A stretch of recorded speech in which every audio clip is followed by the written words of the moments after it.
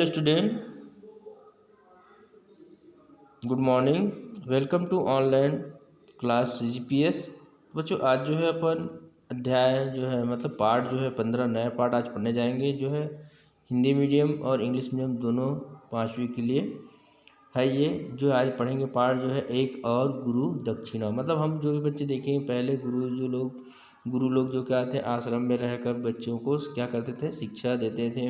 उसके प्रतिफल जो है अपना जो है उनके बच्चों के ऊपर जो है उनका आशीर्वाद बना रहता है। तो उसके उपलक्ष्य में जो है बच्चों को द्वारा जो दिया जाता है गुरु को दक्षिणा, उसी को हम क्या बोलते हैं, गुरु दक्षिणा। मतलब उसके जैसे अपन अभी भी पढ़ाते हैं सभी को, तो उनके बदले हम कुछ उसके पैसा लेते हैं ना। तो इसमें बताया गया बच्चों, आज देखते हैं इसमें जो है प्राचीन काल में जो विद्यार्थी गुरु के आश्रम में रहकर अध्ययन करते थे और गुरु जी समय समय पर अपने शिष्यों की बुद्धि की परीक्षा लेते थे। इसी सब जो है इसी विषय के जो है इससे शिष्य के निपुण होने का ज्ञान हो जाता था, कितना जो है बच्चे जो है ज्ञानवान है कितना नहीं है। शिक्षा पूरी होने पर जो है विद्यार्थी को अपने गुरु को स्वेच्छा से गुरु दक्षिणा देते थे। मतलब जो गुरु मांगता था उसको स्वेच्छा से अपने देते थे, या तो जो है अपने मन से ही देते थे। कभी कभी गुरु उनकी परीक्षा लेने के लिए भी गुरु दक्षिणा मांग लेते थे। इस कथा में एक अनोखी गुरु दक्षिणा का विवरण जो है इस पाठ में बताया गया बच्चों, यहाँ पर देखेंगे। इससे पहले चलिए स्टार्ट करने से पहले कठिन शब्दार्थ को चलते हैं बच्चों।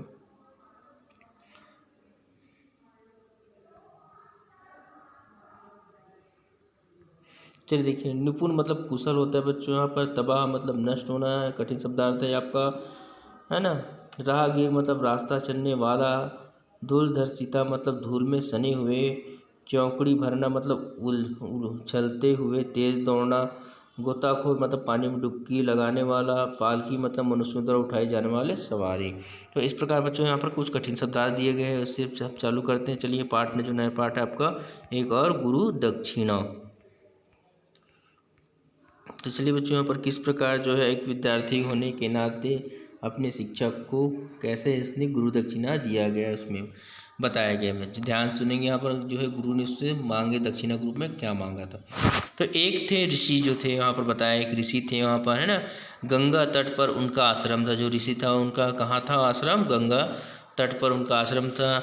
मीलों लंबा चौड़ा बहुत से शिष्य आश्रम में रहते थे। वहाँ पर जो गुरु थे वो कहाँ पर स्थित थी, गंगा तट के किनारे रहता। तो वहाँ पर कई मीलों से लंबा चौड़ा था और बहुत से शिष्य वहाँ पर पढ़ने या आश्रम में रहते थे। आश्रम में अनेक गाय, है ना, गाय थे वहाँ पर बहुत सारा, और हिरण के झुंड आश्रम में चौकड़ी भरते मतलब उछलते कूदते यहाँ पर फिरते रहते थे। ठीक है बच्चों, वहाँ पर आश्रम के आसपास। तो आगे देखेंगे बच्चों, यहाँ पर बताया गया है ऋषि के शिष्यों में 3 प्रमुख शिष्य थे। मतलब बहुत से शिष्य वहाँ पर थे, उसमें से जो 3 थे बहुत ही प्रमुख थे, शिष्य थे, है ना। तीनों ही अस्त्र शस्त्र में निपुण और शास्त्र ज्ञान में पारंगत, बोलचाल में मीठे, स्वभाव में विनम्र, धरती की तरह सहनशील, सागर की तरह गंभीर और सिंह के समान बलशाली थे। मतलब तीनों ऐसे बालक थे जो एकदम सभी चीज़ों में निपुण थे, है ना। उनका प्रिय जो था शिष्य था तीनों, और बहुत से शिष्य थे उसमें से, है ना। तो आगे देखेंगे बच्चों, यहाँ पर बताया गया है वह पुराना जमाना था। मतलब वो बहुत पुराना समय का था। उस समय आश्रम की गद्दी का अधिकारी होना ऐसा ही था। मतलब जो आप देखो वहाँ पर जो है आश्रम में ऋषि रहते थे, उसके बाद उसके ख़त्म हो जाने पर जो दूसरे बच्चों को शिष्य में से ही किसी को उसका ऋषि वहाँ पर जो राजा के रूप में बनाया जाता था बच्चों, वहाँ पर ऐसे बताया था। तो उसका जो है शिष्यों को जो है क्या करना पड़ता था, जो वहाँ पर ऋषि बोलते थे उनके आज्ञा के पालन के आधार पर उसको शिष्य वहाँ पर जो है ऋषि बनाया जाता था, उस सिंहासन का हकदार, है ना। तो जैसे कि राजा सिंहासन पर बैठे जाना है, राजा स्वयं जो है ऋषि मुनियों के आगे सिर झुकाते हैं। तो यहाँ पर बताया गया आगे बच्चों, ऋषि अपने तीनों शिष्यों से बहुत प्रसन्न थे, बहुत खुश थे वहाँ पर। उन्होंने वे प्राणों के समान प्रिय थे, मतलब बहुत अधिक प्रेम थे करते थे वो। मगर एक समस्या थी, ऋषि काफ़ी बूढ़े हो गए थे, मतलब बहुत उम्र हो गया था उनका बोला जाए तो। वे चाहते थे कि वह अपने समान ही उन तीनों में से किसी एक को आश्रम का मुखिया बना दिया जाए, यहाँ का आश्रम उसको दे दिया जाएगा। मगर बनाया किसे, मतलब 3 तो वहाँ पर बनाना तो एक ही तो है वहाँ पर। यह समस्या भी छोटी नहीं थी। तीनों ही एक से बढ़कर एक आज्ञाकारी थे, योग्य थे, और वे सच्चे अर्थ में मुखिया बनने के अधिकारी थे, मतलब तीनों बनने के लायक थे। अब लोग वहाँ पर तीनों को हम तो बना नहीं सकते, वहाँ पर जो बताया गया है जो है ना, उसमें से एक को ही क्या करना था, वहाँ पर मुखिया वहाँ पर बनाया जाए। तो वहाँ पर सोचा, वहाँ पर ऋषि सोचते रहे। आखिर एक दिन उन्होंने तीनों को अपने पास बुलाया और कहा, प्रियवर, मेरे जो है शिष्य आइए करके वहाँ पर बुलाया और उस तीनों को कहा, तुम तीनों ही मुझे प्रिय हो, मतलब सबसे जो है प्रिय तुम ही हो मैंने करके। मैंने जी जान से तुम्हें पढ़ाया लिखाया और अस्त्र शस्त्र चलाने की शिक्षा दे दी। मुझे जो जो विद्या आती थी तुम्हें सब सिखा दिया मैंने। अब केवल गुरु मंत्र सिखाना बाकी है। गुरु मंत्र किसी एक को ही बताऊंगा, जिसे गुरु मंत्र बताऊंगा वही मेरी गद्दी का अधिकारी होगा। मैं तुम तीनों की परीक्षा लेना चाहता हूँ। अब वो लास्ट में क्या है, अब उनका सब बहुत उम्र हो गया था, अब सोच रहा था कि मैं इसको गद्दी का हकदार किसी को बनाऊं, लेकिन समस्या तो 3 बालक होने के कारण तीनों जो उनके प्रिय थे उसमें से एक ही शिष्य को क्या है, वो अपना जो है वहाँ का सिंहासन उसको देना चाहता था। अब उसके बाद बोलता है सभी बुलाकर तीनों को, मैं तुमने सभी चीज़ को आपको बता दिया, लेकिन एक ही चीज़ बचा है, गुरु मंत्र सिखाने, जो मैं एक को ही सिखाऊं, ऐसा करके ऋषि बोलते हैं। फिर आगे देखें बच्चों, ऋषि की बात सुनकर तीनों ने सिर झुका लिया और वे बोले, गुरुदेव, ऐसा कौन सा काम है जो हम आपके लिए नहीं कर सकते। ऐसा करके वो गुरु अपने मतलब शिष्य को बोलता है। तो शिष्य जो है मुस्कुरा कर बोले, यह मैं नहीं जानता हूँ, फिर भी परीक्षा है। तुम तीनों अलग अलग दिशा में जाओ और अपने श्रम से कमाकर मेरे लिए कुछ अद्भुत भेंट लाओ। कुछ भी कमाकर तुम लाओ, जिसकी भेंट जो है सबसे अधिक सुंदर और मूल्यवान होगी, वही गद्दा है ना, गद्दी का अधिकारी होगा।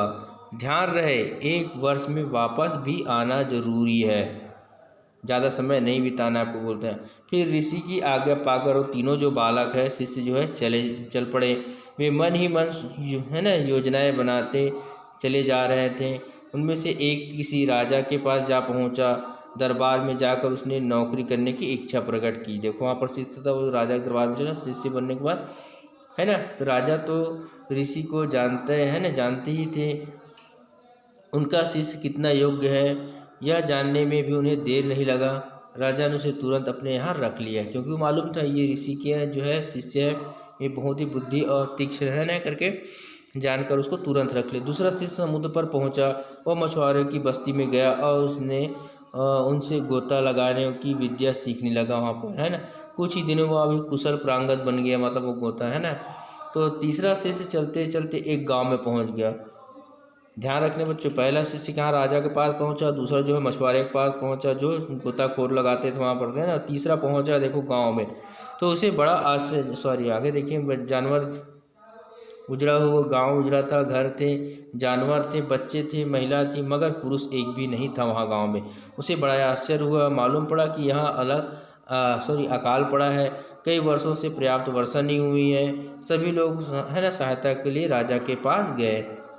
वह सोच में पड़ गया, फिर चल पड़ा अपने रास्ते पर, मगर उसे ज़्यादा दूर नहीं जाना पड़ा। सामने से गांव वालों की भीड़ आ रही थी, सोचा कहीं होगा करके। वे उदास थे और राजा को बुरा भला कह रहे थे। तो आगे देखेंगे, यहाँ जानकर ऋषि के शिष्य को हंसी आ गई। एक राहगीर को हंसता देख गांव वालों को बुरा लगा। वे बोले, आप क्यों हंस रहे हो करके, हंस क्यों रहे हो। हंसी तो मुझे तुम्हारी मूर्खता पर आ रही, मतलब तुम्हारी देखकर। हमारी मूर्खता पर, गांव वाले बोलते हैं, अकाल ने हमें तबाह कर दिया है, भूखे मरने की नौबत आ गई। हम सहायता के लिए राजा के पास गए थे, उसने भी हमारी सहायता नहीं की, अब हमें मूर्ख बता रहे हैं, ऐसा करके वो बोलता है। तो आज की वीडियो यहीं तो पढ़ेंगे, सेकंड भाग में ध्यान रखेंगे इन तीनों बालक का किस प्रकार से उनको शिष्य द्वारा बताए गए कार्य को करते हैं और उनका हकदार कौन बनता है। ठीक है बेटा, आज के लिए गुड डे।